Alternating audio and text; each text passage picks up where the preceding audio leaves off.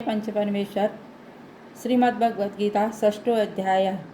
श्री भगवान बोले, जो पुरुष कर्म फल का आश्रय न लेकर करने योग्य कर्म करता है वह सन्यासी तथा योगी है, और केवल अग्नि का त्याग करने वाला सन्यासी नहीं है तथा केवल क्रियाओं का त्याग करने वाला योगी नहीं है। हे अर्जुन, जिसको सन्यास ऐसा कहते हैं उसी को तू योग जान, क्योंकि संकल्पों का त्याग न करने वाला कोई भी मनुष्य योगी नहीं होता।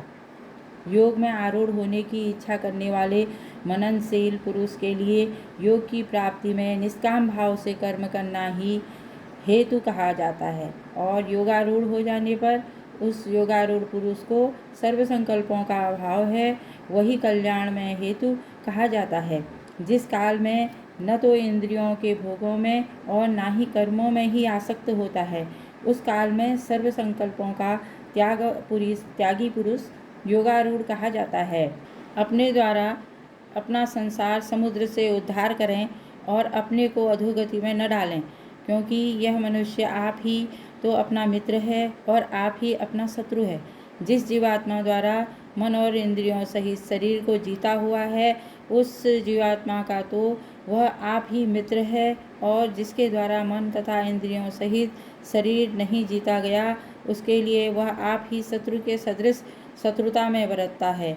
सर्दी गर्मी और दुख सुख आदि में तथा मान और अपमान में जिनके अंतःकरण की प्रवृत्तियां भली भांति शांत हैं, ऐसे स्वाधीन आत्मा वाले पुरुष के ज्ञान में सच्चिदानंद घन परमात्मा सम्यक प्रकार से स्थित हैं, अर्थात जिनके ज्ञान में परमात्मा के सिवा अन्य कुछ है ही नहीं, जिनका अंतःकरण ज्ञान विज्ञान से तृप्त है, जिनकी स्थिति विकार रहित है, जिनकी इंद्रियां भली भांति जीती हुई हैं और जिनके लिए मिट्टी पत्थर और सुवर्ण समान हैं, वह योगी युक्त अर्थात भगवत प्राप्त हैं, ऐसे कहा जाता है।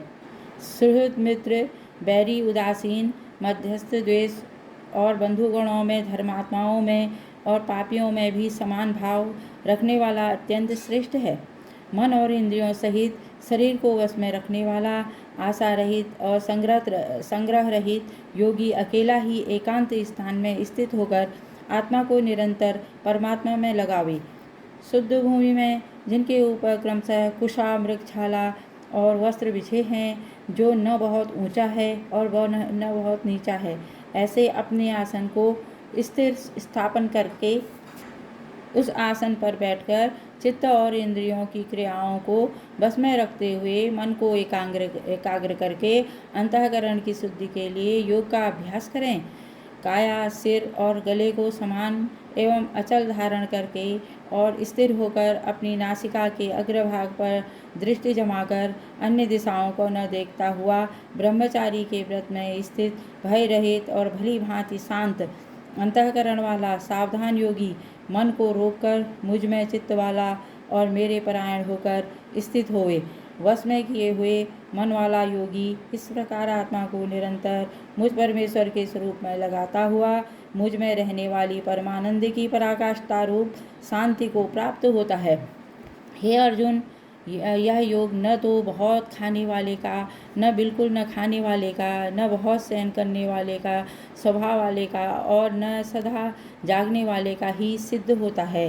दुखों का नाश करने वाला योग तो यथा योग्य आहार विहार करने वाले का, कर्मों में यथा योग्य चेष्टा करने वाले का और यथा योग्य सोने तथा जागने वाले का ही सिद्ध होता है। अत्यंत वश में किया हुआ चित्त जिस काल में परमात्मा में ही भली भांति स्थित हो जाता है, उस काल में संपूर्ण भोगों से स्पृहा रहित पुरुष योग युक्त है, ऐसा कहा जाता है। जिस प्रकार वायु रहित स्थान में स्थित दीपक चलायमान नहीं होता, वैसे ही उपमा परमात्मा के ध्यान में लगे हुए योगी के जीते हुए चित्त की कही गई है। योग के अभ्यास से निरुद्ध चित्त जिस अवस्था में उपराम हो जाता है और जिस अवस्था में परमात्मा के ध्यान से शुद्ध हुई सूक्ष्म बुद्धि द्वारा परमात्मा को साक्षात्कार करता हुआ सच्चिदानंद घन परमात्मा में ही संतुष्ट रहता है। इंद्रियों से अतीत केवल शुद्ध हुई सूक्ष्म बुद्धि द्वारा ग्रहण करने योग्य जो अनंत आनंद है, उसको जिस अवस्था में अनुभव करता है और जिस अवस्था में स्थिर उस योगी परमात्मा के स्वरूप से विचलित होता ही नहीं है। परमात्मा की प्राप्ति रूप जिस लाभ को प्राप्त होकर उससे अधिक दूसरा कुछ भी लाभ नहीं मानता और परमात्मा प्राप्ति रूप जिस अवस्था में स्थित योगी बड़े भारी दुख से भी चलायमान नहीं होता है, जो दुख रूप संसार से संयोग से रहित है और तथा जिसका नाम योग है, उसको जानना चाहिए। वह योग न उकसाते हुए अर्थात धैर्य तथा और उत्साह युक्त चित्त से धैर्य पूर्वक करना कर्तव्य है। संकल्प से उत्पन्न होने वाली संपूर्ण कामनाओं को निःशेष रूप से त्याग कर और मन के द्वारा इंद्रियों के समुदाय को सभी ओर से भली भांति रोक कर क्रम क्रम से अभ्यास करता हुआ उपरेत हो प्राप्त हो तथा धैर्य युक्त बुद्धि के द्वारा मन को परमात्मा में स्थित करके परमात्मा के सिवा और कुछ भी चिंतन न करे। यह स्थिर न रहने वाला और चंचल जिस जिस शब्दाब्दी विषय के निमित्त से संसार में विचरता है, उस विषय में रोक कर यानी हटाकर उसे बार बार परमात्मा में ही निरुद्ध करें। क्योंकि जिसका मन भली भांति शांत है, जो पाप से रहित है और जिसका रजोगुण शांत हो गया है, ऐसे इस सच्चिदानंद घन परब्रह्म साथ एक ही भाव हुए योगी को उत्तम आनंद प्राप्त होता है। वह पाप रहित योगी इस प्रकार निरंतर आत्मा को परमात्मा में लगाता हुआ सुखपूर्वक परब्रह्म परमात्मा की प्राप्ति रूप अनंत आनंद का अनुभव करता है। सर्वव्यापी अनंत चैतन्य एक ही भाव से स्थित रूप योग से युक्त आत्मा वाला तथा सबके संभाव से देखने वाला योगी आत्मा को संपूर्ण भूतों में स्थित और संपूर्ण भूतों को आत्मा में कल्पित देखता है।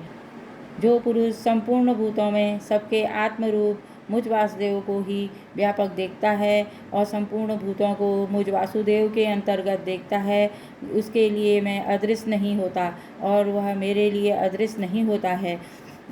जो पुरुष एक ही भाव में स्थित होकर संपूर्ण भूतों में आत्मरूप से स्थित मुझ सच्चिदानंद घन वासुदेव को भजता है, वह योगी सब प्रकार से बरतता हुआ मुझ में बरतता है। हे अर्जुन, जो योगी अपनी भांति संपूर्ण भूतों में सम देखता है और सुख और दुखों को भी सब में सम देखता है, वह योगी परम श्रेष्ठ माना गया है।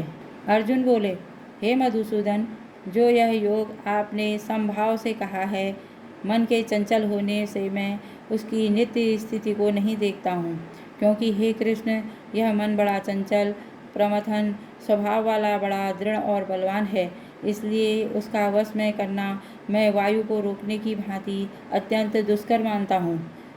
श्री भगवान बोले, हे महाबाहो, निसंदेह मन चंचल और कठिनता से वश में होने वाला है, परंतु हे कुंती पुत्र अर्जुन, यह अभ्यास और वैराग्य से वश में होता है। जिनका मन वश में किया हुआ नहीं है, ऐसे पुरुष द्वारा योग दुष्प्राय है और वश में किए हुए मन वाले प्रयत्नशील पुरुष द्वारा साधन से उनका प्राप्त होना सहज है, यह मेरा मत है। अर्जुन बोले, हे कृष्ण, श्री कृष्ण जो योग में श्रद्धा रखने वाले हैं किंतु संयमी नहीं हैं, इस कारण उनका मन अंतकाल में योग से विचलित हो गया है। ऐसा साधक योगी की सिद्धि को अर्थात भगवत साक्षात्कार को न प्राप्त होकर किस गति को प्राप्त होता है। हे महाबाहो, क्या वह भगवत प्राप्ति के मार्ग में मोहित हो और आश्रय रहित पुरुष छिन्न भिन्न बादल की भांति दोनों ओर से भ्रष्ट होकर नष्ट हो नहीं जा सकता। हे श्री कृष्ण, मेरे इस संशय को संपूर्ण रूप से छेदन करने के लिए आप ही योग्य हैं, क्योंकि आपके सिवा दूसरा इस संशय का छेदन करने वाला मिलना संभव नहीं है। श्री भगवान बोले, हे पार्थ, उस पुरुष का न तो इस लोक में नाश होता है और न परलोक में ही, क्योंकि हे प्यारे, आत्म उद्धार करने के लिए अर्थात भगवत प्राप्ति करने के लिए कर्म करने वाला कोई भी मनुष्य दुर्गति को प्राप्त नहीं होता है। योग भ्रष्ट पुरुष पुण्य वालों के लोगों को अर्थात स्वर्गादि उत्तम लोगों को प्राप्त होकर उसमें बहुत वर्षों तक निवास करके फिर शुद्ध आचरण वाले महापुरुषों के घर में जन्म लेता है और वैराग्यवान पुरुष उस लोक में न जाकर ज्ञानवान योगियों के ही कुल में जन्म लेता है। परंतु इस प्रकार का जो यह जन्म है सो संसार में निःसंदेह अत्यंत दुर्लभ है। वहाँ उस पहले शरीर में संग्रह किए हुए बुद्धि संयोग को अर्थात समबुद्धि रूप योगों के संस्कारों को अनायास ही प्राप्त हो जाता है। और हे कुरुनंदन, इनके प्रभाव से वह फिर परमात्मा की प्राप्ति रूप सिद्धि के लिए पहले से भी बढ़कर प्रयत्न करता है। वह श्रीमानों के घरों में जन्म लेने वाला योग भ्रष्ट पराधीन हुआ भी उस पहले के अभ्यास से ही निसंदेह भगवान की ओर आकर्षित किया जाता है तथा समबुद्धि रूप योग का जिज्ञासु भी वेद में कहे हुए सकाम कर्मों के फल को उल्लंघन कर जाता है। परंतु प्रयत्न पूर्वक अभ्यास करने वाला योगी तो पिछले अनेक जन्मों के संस्कार बल से इसी जन्म में संसिद्धि होकर संपूर्ण पापों से रहित हो फिर तत्काल ही परम गति को प्राप्त हो जाता है।